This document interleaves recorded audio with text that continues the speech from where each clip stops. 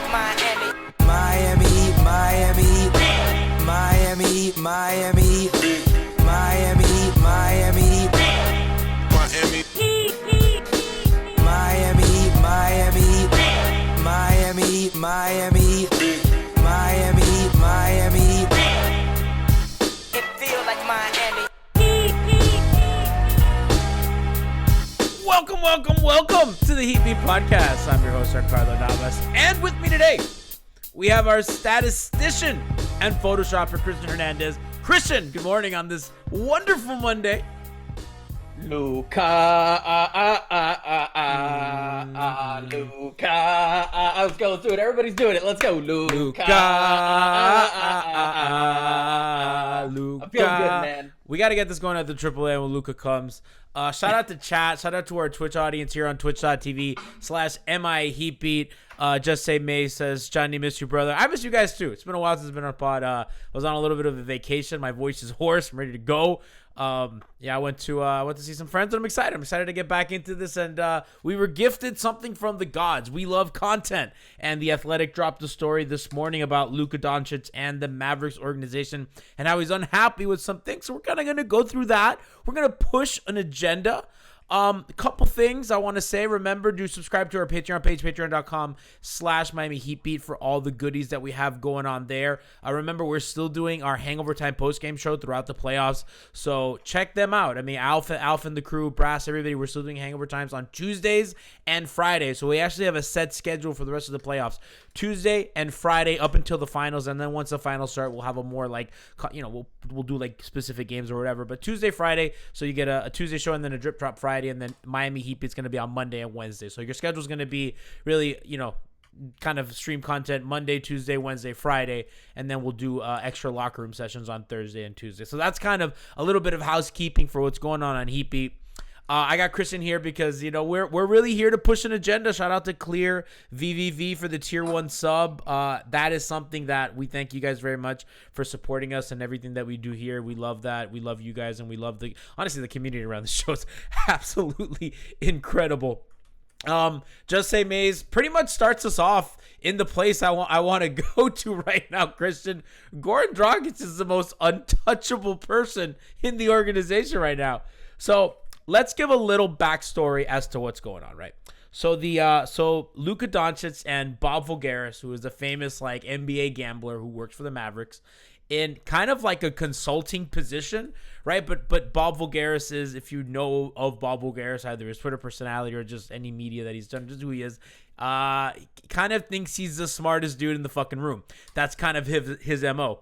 So Bob Voulgaris is in this consulting role. Mark Cuban and him kind of connect. I mean, listen, this tech gambling Bitcoin bro and Mark Cuban, that's a match made in fucking heaven. So they connect. He starts working for the organization in some sort of consulting role. And Voulgaris, in this story in The Athletic by Sam Amick and Tim Cotto, it's kind of shown that he has a bit more pull in the organization than his actual job title. He's influenced a lot of decisions in the organization. He's in Mark Cuban's ear, which is really important, and kind of been getting on Luka's bad side. Luka doesn't like him. He's courtside in games. The article kind of gives some anecdotes and specific moments where Luka feels like he's disrespectful. He doesn't like him. All the shit that you would think of Bob Voulgaris, right? So Luka's upset, and listen. Let's be realistic here. I don't think that Luka Doncic is gonna come to Miami. I mean, the article says he's probably gonna. All reports. No. All reports point to him signing the Supermax extension. But Christian and I are Miami, here somehow. I'm not sure how they're going to do it. I don't think Miami's allowed to do it, but they're going to find a way. Don't worry. They always get in the room. And everybody, people may get mad that we do shows on every fucking free agent available, but they always get in the fucking room and they're always in the conversation. So this is a generational star who's friends with a Heat lifer in Goran Dragic. Chat saying, what the fuck, G, bringing realism into our Luka Doncic fan fiction trade. Of course, yeah. So, Christian, I think what else are we supposed to be doing here? This is the news of the day. Let's enjoy this day because, and you know what? I'm going to be interested to see what chat has to offer in terms of suggestions here, but let's say you're a Mavericks fan. What is your argument right now? If you had to convince Luka to sign a long-term deal in Dallas, what is your pitch? I would just love to know what it is. Because is it the city? Absolutely fucking not. I've only spent like 3 days in Dallas, but holy fuck, it is just an urban wasteland with nothing to do. It was borderline depressing. And like, you're in the middle of Texas. Like, you're not near any water, nothing. You're not in a city that people want to be in. You're not going to in a city that's going to market you well. Like, so then you look within the organization. What do the Mavericks have to offer? Oh, just a decades-long culture of being totally fine with sexual harassment. Like, and that's the kind of people that you want to, like, hang your hat on. Like, obviously, you know, they're always going to throw out, you know, how well they treated Dirk and how, you know, he was incredible there for that long. But I want to argue that Dirk is a rare dude. And especially these days, like, players having the context and the knowledge of seeing all these recent stars and the power that they've been able to exude, everybody wants power. Like, even if they ultimately know what they want to do, they want the power to have influence and attention. So it's like, I don't know, like, who's going to make that argument? I would love to hear the argument. It's like, somebody really sell it to me, because I feel like it doesn't exist. They have not won a playoff series since the championship in 2011. Miami, yeah, I didn't even mention that. Miami has made the finals since. Busts. Was a game away from the Eastern Conference Finals another year. So, I mean, the franchises have completely different success rates, and the Heat obviously have, you know, a lot more. They have a lot more champagne and banners and parades than Dallas has had. You know, Christian, Miami can get into this. How deep should we go? Miami can get in any trade conversation for any player of the year because they have a piece that trumps mostly anybody. Here, Gianni, let's do something fun. You want to have the conversation of what would the Luka Doncic trade package look like? I would. Let's say perfect scenario in the short term is what? That he does not sign any kind of extension, and so when would he be a free agent? Luka's about to sign. So it's a little complicated because he can do the qualifying offer. He can reject a qualifying offer. He can it really, like, how soon can he be a free agent? Or what's realistic for him to be a free agent? Because let's say, what's the worst case scenario for the Mavericks? Like, he doesn't sign an extension. When do they lose control? 2022, 2023. That's when his qualifying offer is, and then 2022 just total. If he just 2022 restricted free agency. So if he rejects, so it's tough. He'd have to ask out. I mean, so that means they could realistically be in a situation in the short term where they might feel like they have to trade him if they feel like they're going to lose him for nothing, which would be insane. Well, I mean, he'd be a restricted free agent, so it's tough. But you can still match any contract. I think if you reject the qualifying offer, then you can enter unrestricted free agency. You just shoot yourself in the foot and cause yourself a lot of money. So you can be an unrestricted free agent, but it's very. There's not a lot of precedent for that. Why does it cost them a lot of money if they do that? Yeah, that's why nobody does it. No, why? I'm saying why? Because you reject that qualifying. I'm not. That is one thing of the salary cap that I don't know. Otherwise, like, that's the thing I'm a little confused about. That's one thing about the salary cap I'm not 100% sure of, but I do know that guys talking about the salary cap with no experts on the show. Well, no, I mean, I typically know about the cap, but I do. That's one thing. So his qualifying offers experts, for yeah, I'm not an expert. I'm a moderate intellectual on the on the side. No, but it's something that players don't do a lot of, and there's been kind of conversations about, hey, at some point people are not going to do this anymore, right? At some point, guys are just going to say, I want the freedom, fuck it. Right, because teams have really used that as a cushion for a long time, and that's kind of been the argument that one day somebody's gonna say, "Fuck it, I'm gonna eat the money and I'm gonna do what I want."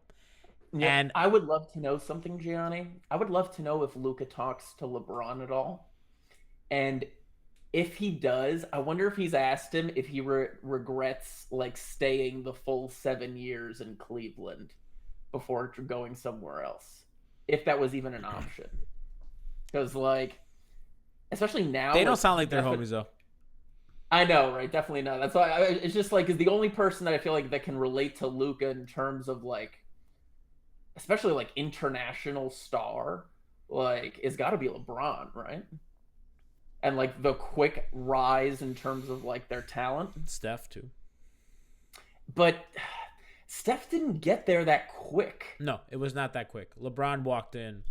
I mean, he also had injuries. He had like that ankle injury that just kept like, holding him down. Durant, but he's not as famous. Durant doesn't have the fame that these other. Luka might be more famous than KD, really. I mean, internationally. I mean, kind of the. I mean, Luka's just. Yeah, but even still, was KD this good and this? Yeah, KD walked in. I mean, by year 3, the dude was in the MVP conversation, right? Even year 2. I mean, he was absolutely insane. I mean, no, this is Luka's 3rd year. Yeah, no, but still, I mean, within 3 years, putting up 27, 8, and 8. Like, Clutch Adam in the chat says Kristaps is teaching Luka the ways of restricted free agency loopholes. That's really the next step of player empowerment. It's really getting around restricted free agency. And Christian, I mean, that might be something that's interesting in the next collective bargaining agreement, like how the players kind of negotiate around restricted free agency, because I can't imagine that they like it very much. Definitely not. I mean, like, especially now that they've seen the amount of power they can seize, why wouldn't they want to seize more? Like, they're going to fight for a lot more power in the next CBA, I promise you. I think all things point to Luka, taking his Supermax contract, taking the money, being there. It's not a bad situation. Dallas doesn't get a lot of free agents. They get more than other markets. They're a medium free agent market. I think generally their front office is pretty okay. If they fire Bob Voulgaris, they'll be fine, right? So there's nothing. Sell me on Dallas, though. Anybody has anybody in the chat tried to make a sales pitch for Dallas? Because it doesn't fucking exist. Like, well, honestly, damn. Like, we should have brought like somebody. Like, is Mavericks Twitter even a thing? Like, that's my point. Who gives a fuck about the Mavericks? Why the fuck would you want to play for the Mavericks? I mean, their cap situation's not great moving forward. It almost reminds me a little bit of Portland. I mean, they're going to have some salary cap flexibility coming up, but it's tough for them to use that in free agency. They could absorb it in trades. They have that Porzingis contract. He has a player option at the end for $36 million. They're going to have some cap space coming up, but the free agent market's a little dry. So I don't know. I don't. It's not a bad situation, Christian. I mean, again, they're gonna have a little flexibility. They do have this massive contract that's burning a hole in their pocket. That if they trade it, it's gonna be lateral, like a Kemba Walker, Kristaps Porzingis swap. Something. It's gonna look like that, right? Kristaps for John Wall, like those kinds of lateral moves of just like these bloated contracts, and you're just trying to fit a guy who didn't play well in your system. Oladipo might be something that they go after with their cap space, right? They might just throw money at Oladipo and try to, figure something out like that. So they're not a bad situation. I do think it's pretty crazy how they haven't won a playoff series since 2011. I mean, if there are some social aspects, I do think that kind of, being a white star in Dallas, I think that that's like a marketing thing for him too. I don't know if that's something that he's thought of as well. Like, it's just, it'd be different in other cities for him. So I don't know. Sorry, it seems like we have some breaking news that just broke. The NBA announced the 2020-2021 NBA All Defensive Teams. Okay, what do we got?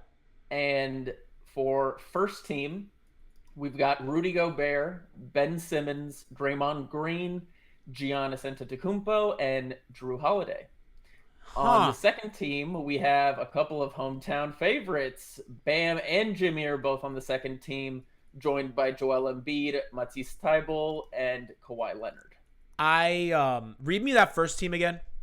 First team is Rudy, Ben, Draymond, Giannis, and Drew. I'm not in on Drew. And I know that Jimmy was eligible at guard. Jimmy was... See, Miami's defense this year was better than Milwaukee's.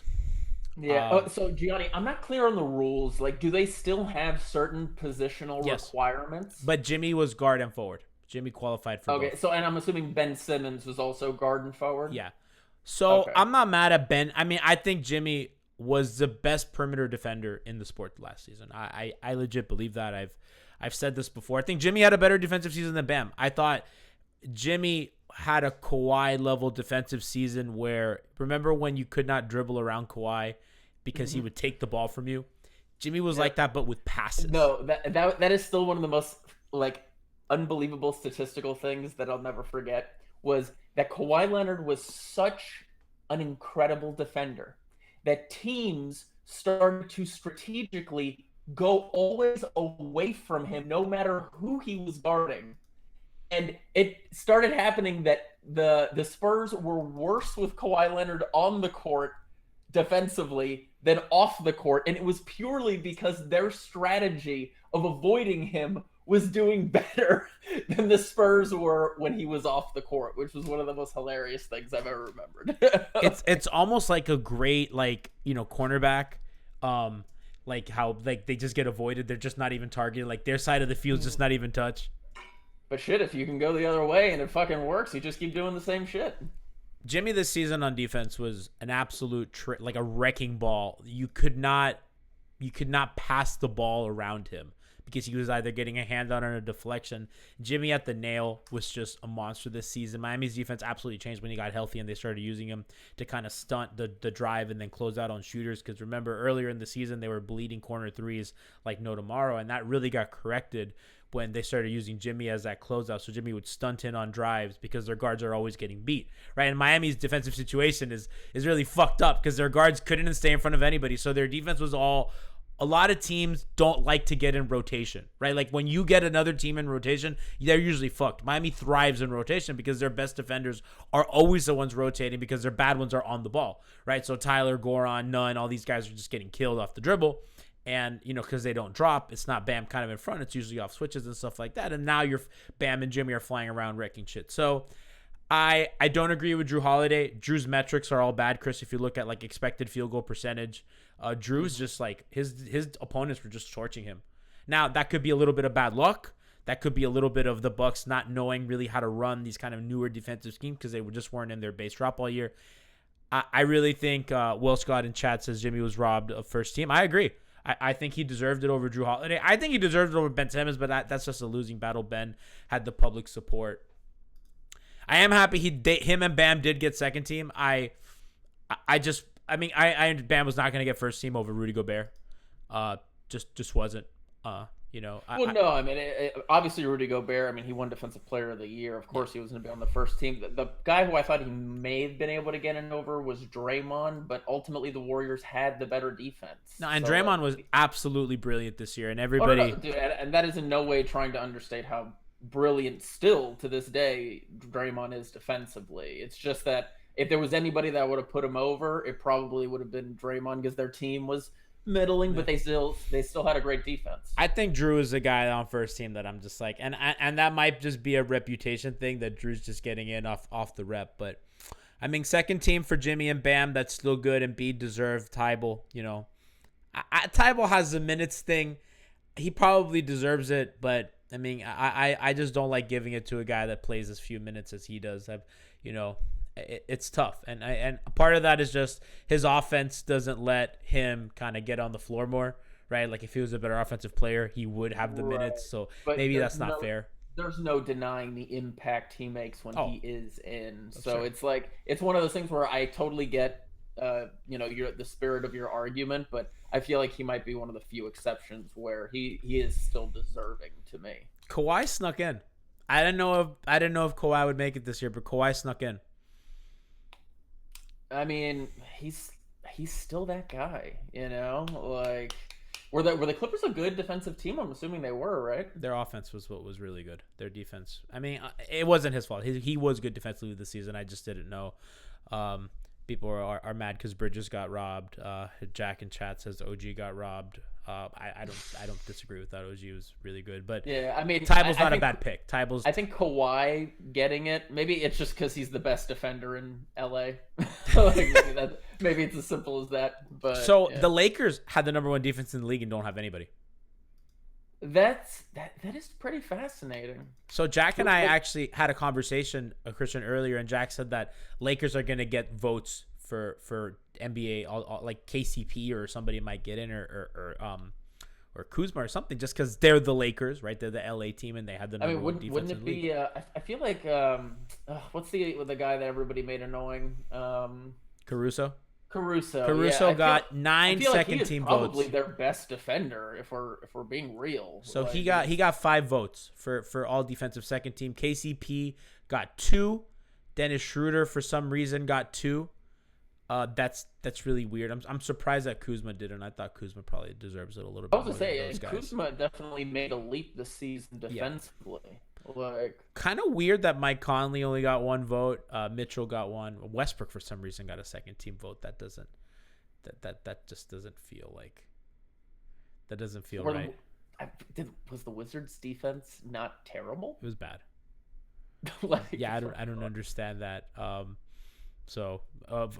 Funny enough, Anthony Davis did give votes, even though he barely played in the season. Oh well, I mean, okay.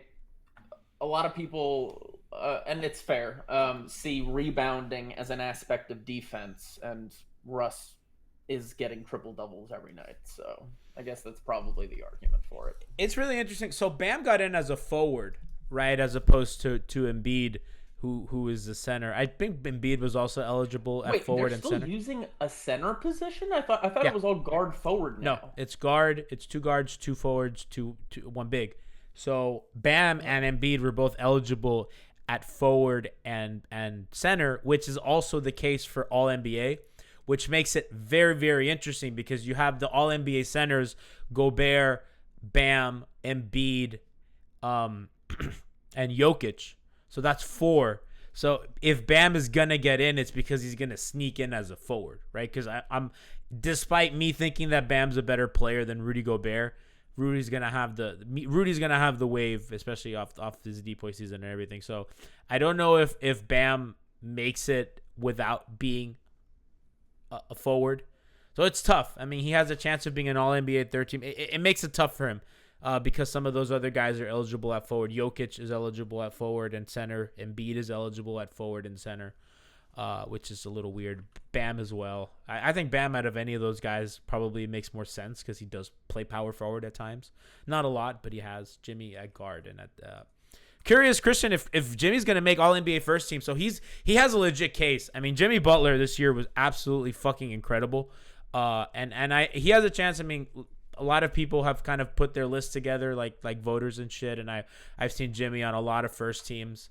It really just depends on what you do with him and Luka. And so, I mean, either first or second team, he does have an argument. Career year for him, 22 points, 7 rebounds, 7 assists, an All NBA defensive season. I mean, just the fucking numbers speak for themselves. Good shooting splits, 50% from the field, which is incredible considering he's a toilet 3-point shooter. 86% from the line this season on 8 attempts, which is his 3rd highest rate in his career. So, I mean, getting to the line at this rate as a fucking 31-year-old is incredible. I mean, he's just absolutely god tier. Thanks to Alf, by the way, for the tier 1 sub. We appreciate that. So, it's kind of interesting, Chris. I don't know. Yeah, but before we go back to Luka, do you have anything else to add on that? Because that kind of came out of nowhere. Sorry, to add on what? To add to the depoy conversation before we shift gears to the defensive teams before we shift gears. Oh, again. the all defensive teams. Yeah. Honestly, I think they're pretty fair. I mean, is there anybody that you feel like is a big omission that should have been there? No, I mean, I just think Jimmy in first team is my big thing. I think Jimmy. I mean, I'm not. I think Marcus Smart deserved it also more than I would have had Marcus Smart over both Thibault and Drew Holiday. I think Marcus deserved it. I thought Marcus was that good this season. Yeah. So I mean, the something Celtics like are him. pretty middling though, especially defensively. Yeah, but not his fault though. I mean, because even Miami know. had some stretches where their defense was bad, but that was more of kind of the. I mean, really, I think the reason why Jimmy and Bam are both there is because even though their defense is 8th, I think anybody can look at the roster and say this is a team full of fucking bad defenders.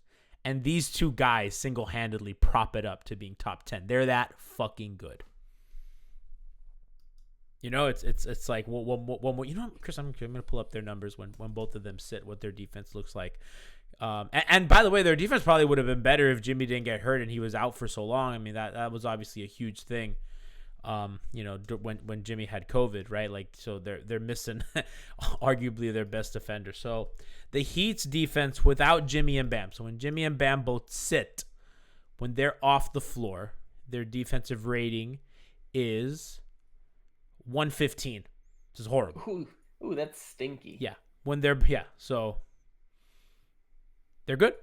By the way, Now do it when they're both on. when they're both on, it's 109. Not great, but less stinky. Jimmy on, Bam off, 107. That's the interesting one. So that's actually something that I've always thought was interesting. Jimmy on, Bam off, 107. Bam on, Jimmy off, 115. Yeah, like there's a lot of there was quite a few weird things that happened this season that I'm inclined to just throw this entire last season out and Doesn't just count. completely disregard it. Doesn't count. But I mean, it is a little curious, and I mean, I want to investigate it further before really like talking about it. But the on-off numbers have never liked Bam that much, especially since Jimmy got here, and it's probably like there's probably a lot of noise in there, but it's worth trying to figure out. And I feel like it did kind of rear its head, in the series against the Bucks, because everybody knows what the Heat are going to do with Bam offensively, and whether that's Bam dictating that or the offense dictating that, like that's obviously internal and they got to figure that shit out, but they got to change it up because it's obvious and teams have built good strategies around it, and it flattens the team out,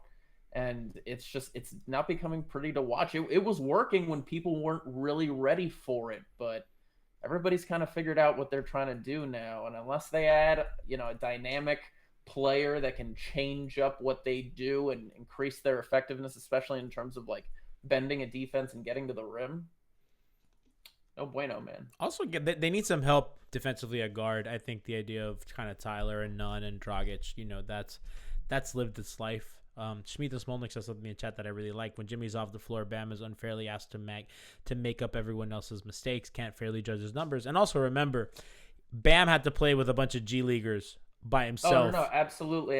And another thing that I will bring to Bam's defense is that they keep.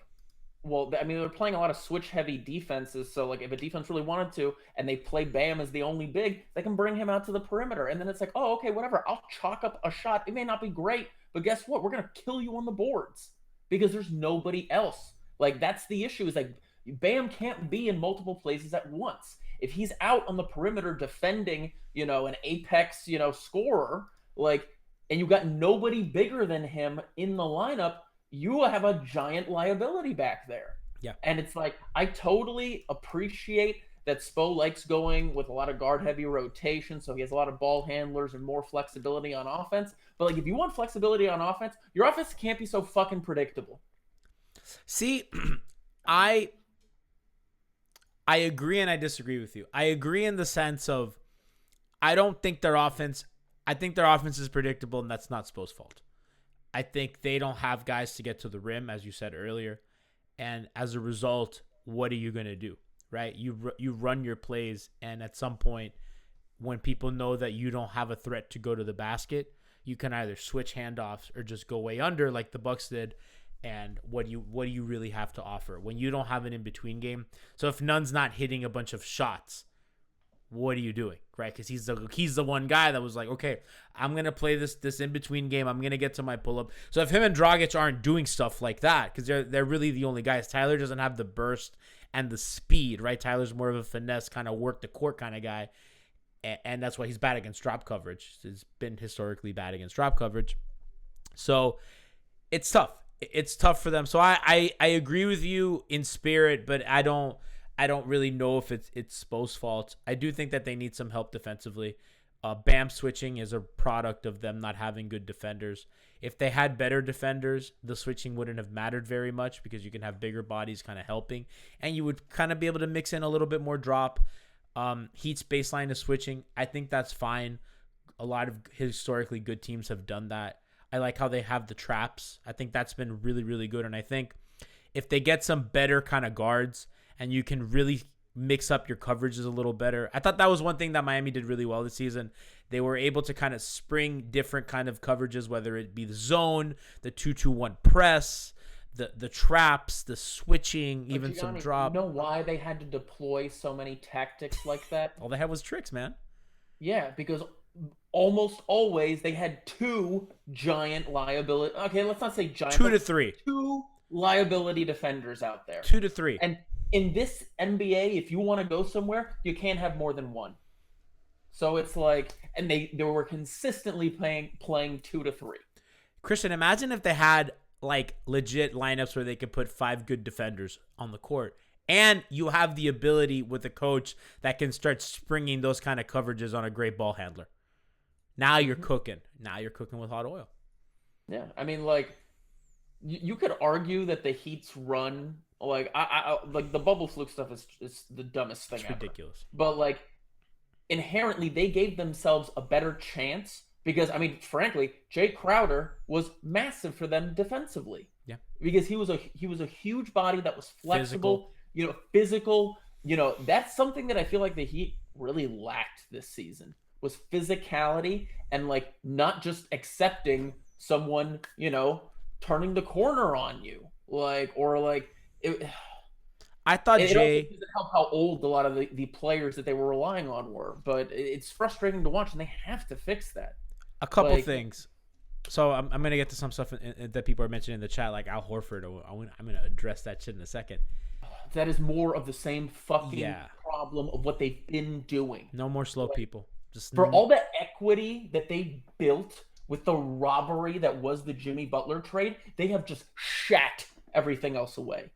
The Andre and the Jay move was good, and they've made some moves on the margins. Like, yes, and that move. I mean, the Deadman signing was good. Ariza was really good for them. A lot of the other stuff that they've done has been. They turned Myers into Ariza, which was good. And kind of to your point, Chris, I think. Well, remember, like the defense this year was better than it was last season. No, right? But see, Johnny, that trade I don't like because I view that as they gave away another future asset that they could use for making easy trades to acquire and a second-round pick, depressed assets, another fucking second-round pick on a guy who ultimately didn't move the needle at all. And he was so bad in the playoff. But Christian, in the regular season, I thought Ariza was good for them, especially defensively. I don't give a fuck about the regular season. Jimmy. I know. It was a bad matchup for him. And it's just like, it's the short-sightedness of continuing to just throw. You know what future asset we are finally relinquishing this offseason? The trade to get rid of Josh McRoberts' corpse. It's these kinds of just like Babbitt stretch, throwing it at whatever the fuck you want in the moment Ryan Anderson stretch. Shit, like holy fuck, we're gonna be haunted by these tiny dumb decisions forever, and it does eat away at their flexibility. Yeah, it's great that they can still make moves, and Riley can pull a rabbit out of a fucking hat. But why do we gotta pull rabbits out of a fucking hat? Like eventually. You have nothing to pull out of anymore. And it's kind of what the Blazers are going through. It's what the Rockets went through, really. I mean, you saw once they moved CP for Westbrook, and then at that point you just keep moving for a depreciating asset until you end up with John Wall and a bunch of stuff that nobody wants, right? So it can turn on you quickly. The Ryan Anderson stretch is still hurting them. That $5 million could, depending on how this offseason goes, that could cost them Duncan. If they need the extra space to do other things. So they've been burned by their things. They have no second round picks and they have not valued them. I think that if there's a fair criticism of the front office, it's just how they've really just wiped their ass with second round picks. When second round picks help you get off deals, when second round picks help you refill talent cheaply. And they've been good at drafting in the second round. I mean, Christian, how many picks have they really missed on since LeBron left? It's been few. I mean, that's the thing. Yeah, like, I don't know how many times we have to talk about how consistently good their scouting department has been. And yes, okay, I get it. That's part of the argument, right? Oh, don't worry. They'll find some undrafted guys and bring them in through the G League. And then before you know it, they're a, core rotation player. That's fucking cool and all. But it's always easier and more likely to get a real talent if you acquire them in the draft. Yep. Or again, like cost controlled for a long time. Exactly. Cost controlled assets are super important in team building. Like, I don't care what you say. Like, at the end of the day, he may be out of the league now, but guys like Norris Cole and Mario Chalmers played big roles on those teams because they were cost controlled guys. Like, even guys that aren't even here anymore, like Napier, had careers in the league, legit careers. That's a hit. a second round or late first, or whatever the fuck that was. I mean, they hit. I mean, say what you want about Winslow, productive player, and he's still in the league. That's a hit. It's not a star. It's a hit. And he helped you, and you won playoff series with him, right? So, obviously, he's not Devin Booker, right? Like, you know, we can look at it that way. But, like, rest in peace. By the way, shout out to Curtis Hero for gifting 2 Tier 1 subs. One to Tez Pickett and one to our friend Clutch Adam. I think Curtis also gifted a sub to Jack, host of the Weird Alf pregame show. So shout out to Curtis. You are amazing. By the way, Jack has been in the room in the background. By the Has way. he? Oh, I don't even have it open. Hold on. Yeah, I saw okay. him like 5 minutes I ago. had no idea. Oh my! I didn't have the tab open. Hold on, wait. Yeah, no, I don't. Yeah, okay. Yeah. So, yeah, Chris, riff on cost controlled contracts. I'll let me add him in a second. Hold on. Let me. It's just like, God, it's especially frustrating that like they just keep jettisoning all these like cheap assets. Like when they do have the capability of performing a heist like they did with the Jimmy Butler trade. It's like, imagine if you focused on opportunities instead of just throwing stuff at whatever you feel like you need in the moment. Like if you're gonna make those kinds of decisions, it better pay off. Like the Jay Crowder, Andre Iguodala trade, I can't talk shit about that trade because ultimately Jay Crowder almost helped them win a fucking championship. And they might have been able to do it if it wasn't for some bad injury luck. Like, but some of these other moves, man, like it was really aggravating watching that, you know, I don't think they actually give up any picks. I think they just traded off guys like Chris Silva. But like, why the fuck do you even trade for Bielitsa if you're barely going to use him? Especially after trading Kelly Olynyk. Like, I thought that's what you're going to do. No, you're just going to rely even more on these older dudes that are too small and, like, don't put up any kind of a fight. Like, fuck. Well, he wasn't good. He straight up wasn't good. We welcome in host of the Weird Alf pregame show, Jack Alfonso. What's up, Jack?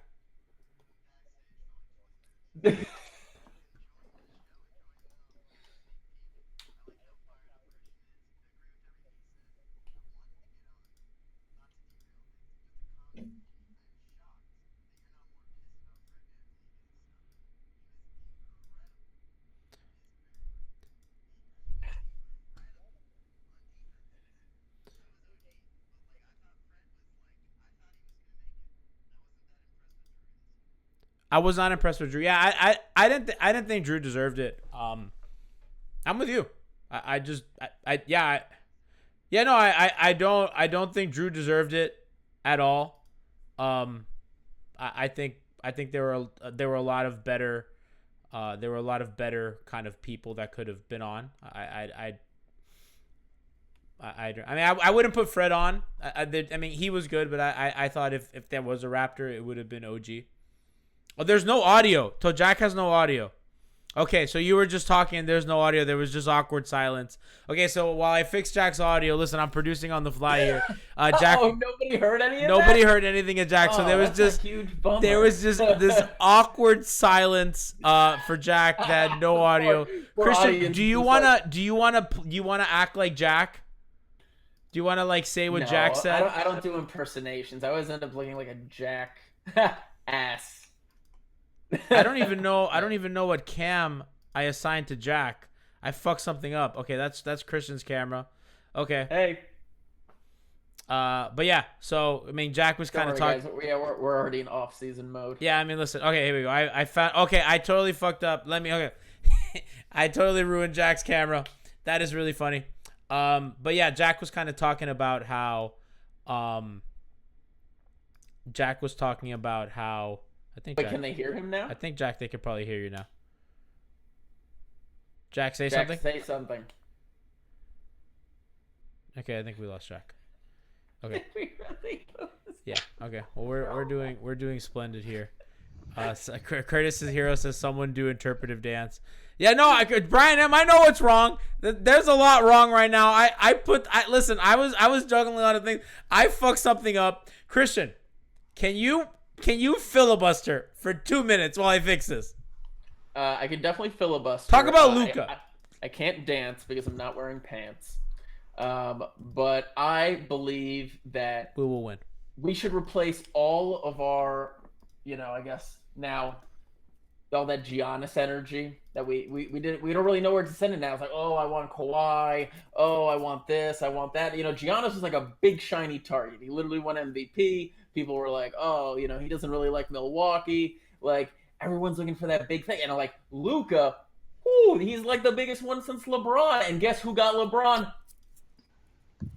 So this is why I think if you want to invest in anything right now, like buy the stock while it's real cheap, is buy the Luka to Miami, because one, you could capitalize and sell a bunch of merch if you really want to and prey on people's hopes and desires, and you have fun in the process, because people don't really care about basketball, right? They care about the transactions. They care about the intrigue of, ooh, how many picks is it going to take? Ooh, no, but this team has better assets. Ooh, but what if they don't think those assets are better? Like, that's what people love to talk about. It's the best, So I am all for pushing the Luka to Miami agenda, because ultimately the city needs it. And more importantly, Luka needs it, because, again, and I will, like, for anybody that may be listening, on YouTube after the show or on the pod stream, I present to you a challenge. Make a sales pitch for Dallas, because it doesn't fucking exist. And if you can bring me a good one, I will share it with the world, because you truly did the impossible. Jack, your audio works now. It does. Yeah. Can they hear me? They can sure hear you. Well, with Dallas, I mean, I lived in Dallas for Jack, years. you should know firsthand. Okay, There's no sales pitch for Gavin. It's a garbage city. You don't want to live there. Yes, I knew it. It's a bunch of finance fuckers and then Whataburger. Whoa. Whataburger's good though. You're good. I'll fix that. Am I not green? No, I'll fix that. I'll fix that. I like that. Yeah, I'll fix that. I kind of like it. I'll fix that. Don't worry. Can Just I keep be talking. blue? Just keep talking. No, I mean, I think Luka to Miami would be really fun. I think you got to keep Goran around. I think I said in the chat today that I just want them to give Goran the Udonis deal, just to piss Nikias off, just to keep adding players who cannot play in NBA games just to the roster for morale, until there are like 5 players who can actually step on the floor. The rest of them are just culture guys, like just 50-year-olds. Okay, if they're gonna bring anybody back, they gotta bring back. Chat saying James you're in the Posey. Matrix. Curtis's hero says Weird Alf on Planet Namek. He looks like he was eaten by Flubber. I just texted Brian M to give me the video codec to fix this.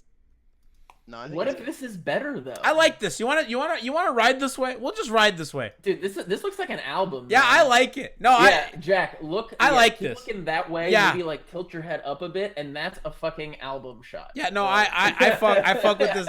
I love this.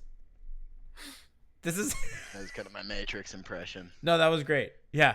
Okay. How's my mic level? Somebody said my mic. I fixed it. Yeah, no, I Cuban's not a good owner. I'm sorry, but like two of the biggest. There's this pretty big indictment on his ownership with this Haralabob bullshit. But then, I mean, you can get off the court with some of the criticisms of Cuban. Probably the biggest scandal since Donald Sterling was the Dallas Mavericks just basically fostering a bunch of, like a hostile work environment for female reporters. Like, it's not a good organization. I know that's not really the on-court product there, but I don't know. Like, I like Mark Cuban theoretically. He's a Hoosier. Love Hoosiers. You love and the Dallas. fucking Hoosiers. So I guess theoretically I like him, but he is garbage at his job. I'm sorry, he's just not. And he kind of pulled like a Loria after 2011. I think he did the shittiest thing that you can do as the owner of a team that just won the championship, is just sell off all your good guys, right? I think trading Tyson Chandler after that, after winning the fucking championship, right before he's about to be Defensive Player of the Year, I think that's BS. I don't think he's a very good owner. I think he does some things very well, but like, he has a lot of weaknesses. And when Rick Carlisle leaves, and I think there was a report today, I don't know how reliable, that he might be eyeing the Bucks job. Carlisle? I think as soon as Rick Carlisle, if Carlisle ever leaves, I think they're screwed. I'm sorry. I think Carlisle like lifts up that franchise because they haven't managed anything well. I'm sorry, Luka fell into their lap, and that's pretty and that's nice. But name me one other move that they made that's just halfway decent. The Porzingis trade is a disaster. Oh, awful. I'm sorry. Awful. One of the worst moves. It's a devastating move that is honestly if if Luka leaves Dallas, that's gonna be I know. that's gonna be a big reason why. They just don't have players around him, and they just haven't made good moves, and they've set themselves up for success in some regard. Like they had an immense amount of cap space going into 2019, and they came away with like Seth Curry and a bunch of scrubs. I'm sorry, if the best player you get with an MVP level player, like a 23-year-old MVP level player in like 2 max slots is Seth Curry, who is a great player, then you're not good at your job. I'm sorry. Like you can argue about like, oh, well players only want to go to LA and players only want to go to Miami, but Dallas is a huge market.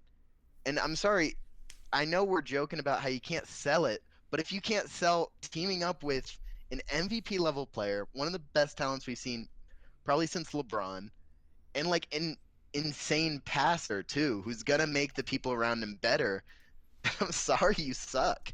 And like as a personality owner, shouldn't like one of the things you do well be selling people on stuff? Like he's a celebrity. He should be able to like get dinners with these big stars, but everybody hates him. I mean, what was the whole Clippers situation with DeAndre Jordan? That was their big coup.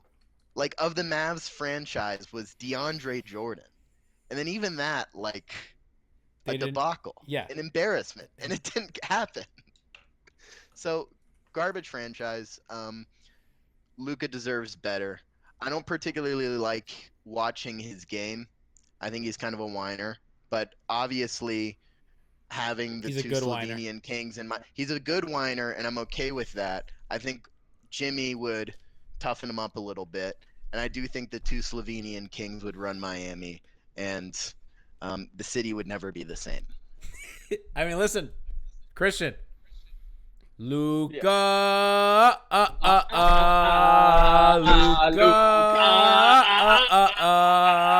Luka,